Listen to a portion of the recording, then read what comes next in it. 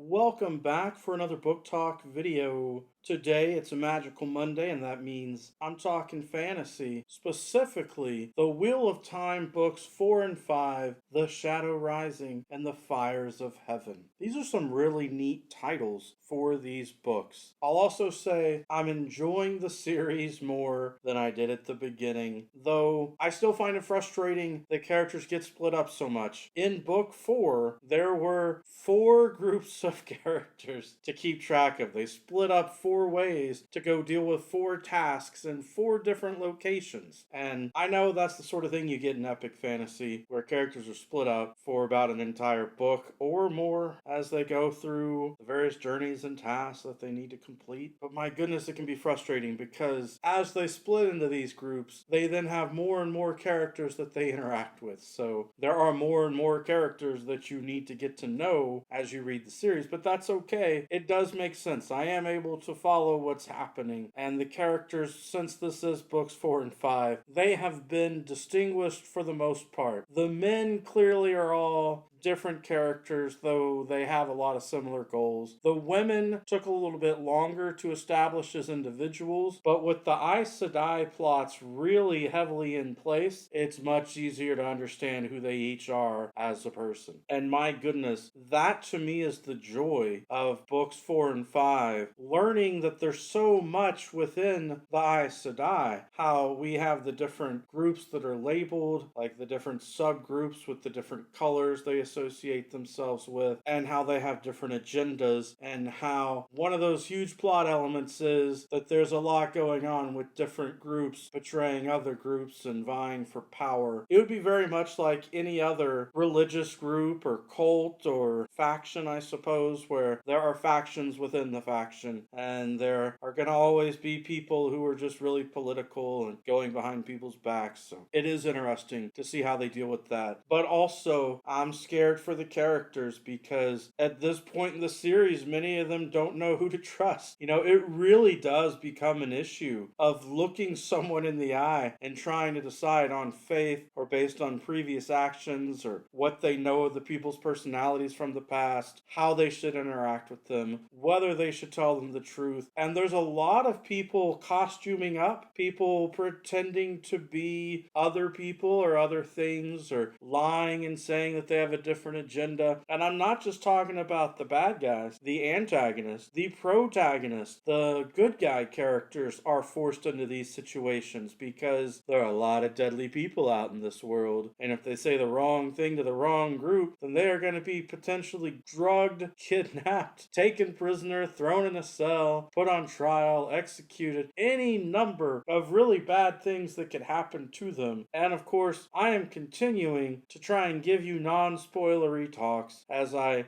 just talk about the overall concept of the plots and the overall themes that we're dealing with here. Speaking of themes, a lot here between good and evil, and a lot here with religious symbolisms of angels and devils and that sort of thing. I've also started to question with the whole Wheel of Time saying of the wheel weaves as the will wills, and the concept that supposedly all of this has happened before and all of this can happen again, that as the characters kind of embody these paragons or these special positions, or they gain special abilities or magic items, that it's possible that they are somewhat possessed by spirits of the past. There's all this stuff of certain characters getting memories from people in the past, or having dreams or visions of the past, or suddenly speaking as if they are a person who lived long ago and has had a lot of other experiences. And the only way that I can explain that is through some form of sort of like possession, or if not possession in some sort of evil bad way, the idea of a spirit guide that is a part of them, kind of a symbiotic relationship, if you get what I'm saying. And that's interesting. It's really fascinating because I don't think that Robert Jordan comes out and specifically gives us the details to make sense of it. I think that as a reader, it's really up to each of us to kind of interpret that, and how much of a religious or faith-based element that you want to put into it or not, completely up to you in this epic fantasy story. But I also feel like I would like more conclusions. So if I was going to nitpick right now, I would say, yes, the characters are going off, they're accomplishing things, but it feels kind of like watching a TV series where you're like, come on, let's get to the big epic thing. I want more big epic reveals and battles faster. And I understand that may just be a difficulty going forward with books 6 through